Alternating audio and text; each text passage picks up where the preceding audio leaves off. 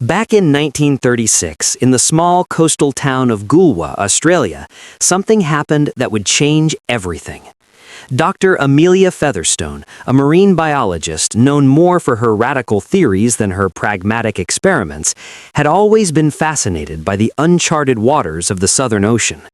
That fateful Tuesday afternoon, her fervent curiosity led her to the old wooden pier, where a strange object surfaced.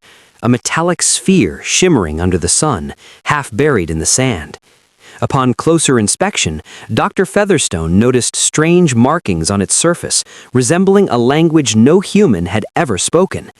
As she reached out to touch it, a wave of energy pulsed through her, granting her visions of the cosmos, of swirling galaxies, and of water currents that defied gravitational laws. The sphere, she later theorized, was a celestial compass, able to decode navigational patterns across both sea and stars. News of her discovery spread, igniting interest from academics and government officials alike. A team was assembled, consisting of Navy personnel and curious scientists who aimed to unlock the sphere's secrets. They transported it to a secure facility in Canberra, where the energy readings began to escalate, triggering unforeseen phenomena, strange tides that pulled ships off course, and bursts of shimmering light visible up to 100 miles away. As weeks turned into months, the atmosphere in Canberra shifted. Dr. Featherstone struggled with the moral implications of her discovery. The sphere was not merely an artifact, but a potential tool for both exploration and destruction. She pitched an idea to the government. What if this compass could lead humanity to limitless resources, to fresh water or undiscovered islands? Yet every proposal was met with armed skepticism. One fateful night, as Dr. Featherstone was studying the sphere's energy readings, she noticed a pattern in the data that aligned with a 200-year-old naval myth, the legendary City of Gold, rumored to be submerged just off the coast. Could this compass lead them there?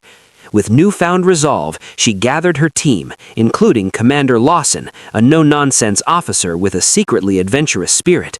They returned to Goolwa, the air thick with anticipation.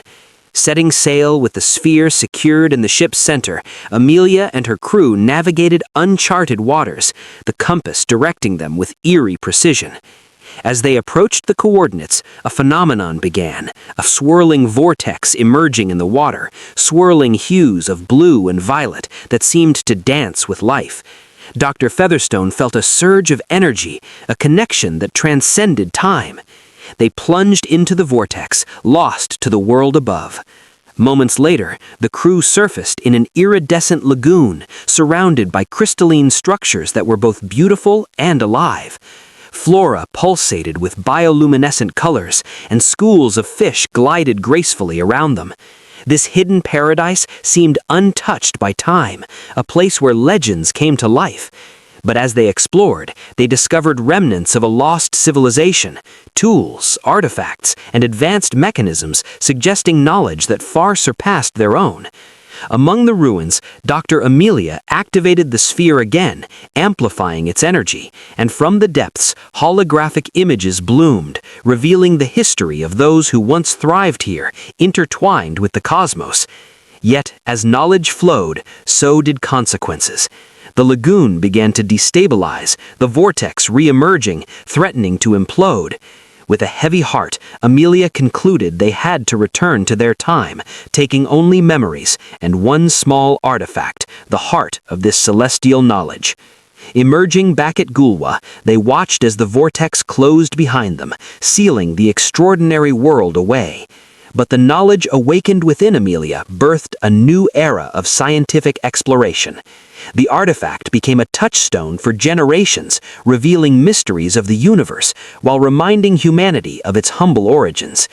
Though the legend of the submerged City of Gold remained a myth to many, Dr. Amelia Featherstone knew that sometimes true discoveries lie not in what is found, but in the journey taken and the lives changed along the way.